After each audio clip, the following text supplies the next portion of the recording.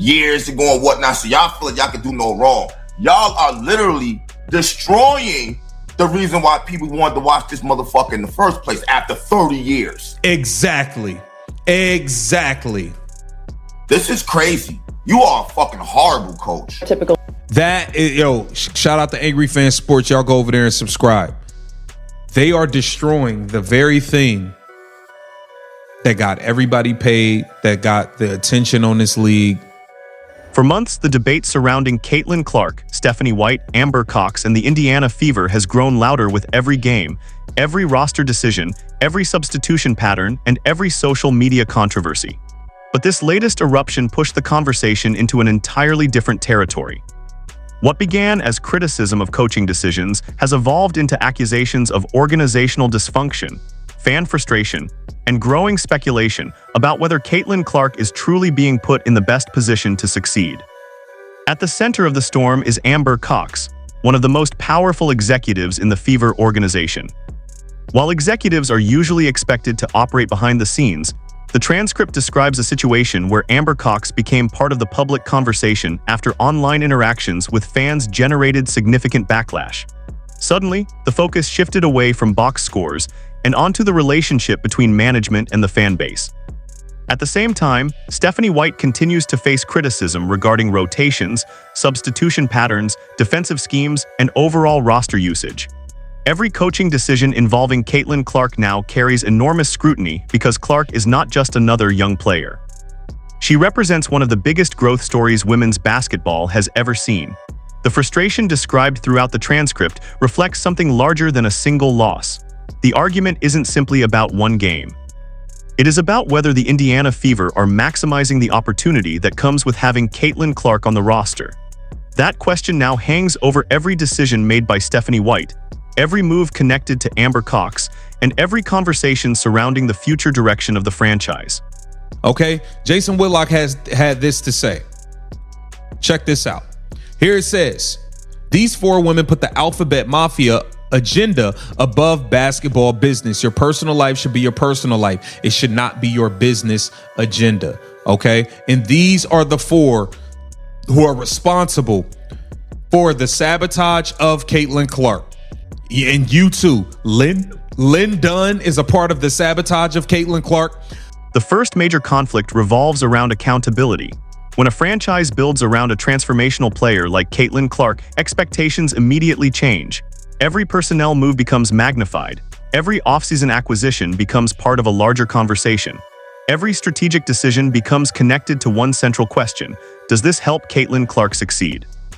That is why criticism directed toward Amber Cox has become such a major storyline.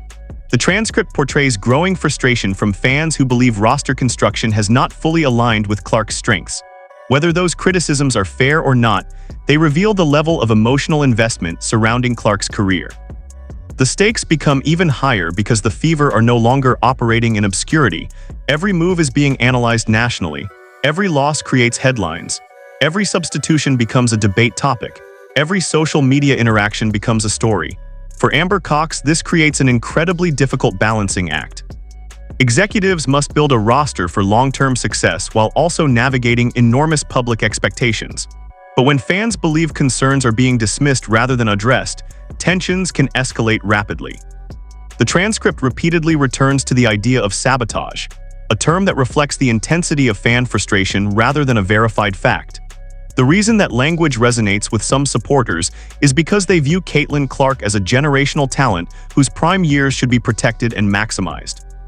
As a result, every organizational decision is now interpreted through that lens. If the Fever lose, critics question roster construction. If rotations look unusual, critics question coaching. If executives engage online, critics question leadership. The long-term consequence is clear. The relationship between the franchise and portions of the fan base becomes increasingly strained. And once that trust begins to erode, rebuilding it becomes much harder than winning a single basketball game. Stephanie White rotated her players like they were playing 3 games in 4 nights. It was actually Portland playing its 3rd game in 4 nights. Steph played 11 players in the first quarter. Wrong coach. 11 players in the first quarter is an atrocity. It is a fireable offense. It is a fireable fireable offense. You got Amber Cox blocking Jason Whitlock because he's being honest and keeping it real about what is going on with the Indiana Fever. They played 11 damn players. The second layer of this story focuses directly on Stephanie White. Throughout basketball history, coaches have faced criticism whenever superstar players appear underutilized or mismanaged. From the NBA to the WNBA, fans often view coaching decisions through the performance of their biggest stars. In this case, the transcript centers heavily on rotation patterns and substitution choices involving Caitlin Clark. Critics argue that removing Clark from the floor at key moments disrupts offensive rhythm. They point to lineups, defensive matchups, and player usage as evidence that adjustments are needed. What makes this particularly fascinating is the contrast between short-term and long-term coaching philosophy. A coach like Stephanie White must think about player health, game flow, fatigue management, defensive assignments, and season-long development. Fans, however, often focus on immediate results.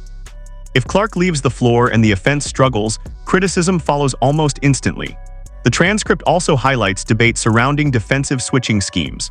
Modern basketball increasingly emphasizes versatility and switching, but critics argue that certain matchups create disadvantages against bigger players. Whether that criticism is justified depends on personnel, opponent tendencies, and broader strategic goals. Historically, coaches guiding generational stars face extraordinary pressure because every decision appears magnified. When teams win, coaching choices are praised as visionary. When teams lose, those exact same choices become targets for criticism. For Stephanie White, the challenge is compounded by the visibility of Caitlin Clark. Clark's popularity means coaching decisions are no longer evaluated solely by basketball analysts. Millions of fans are watching every possession, every timeout, and every substitution. That level of attention creates an environment where even routine coaching decisions can become national talking points. They're out to destroy Caitlin Clark. You got Amber Cox blocking Caitlin Clark fans, taking shots online. It's nasty. The final piece of the story concerns the future. Whenever conversations about trades begin appearing among fans, it signals something important. It does not mean a trade is imminent. It does not mean a player wants out. But it does indicate growing anxiety about the direction of a franchise. For the Indiana Fever, the larger issue is perception.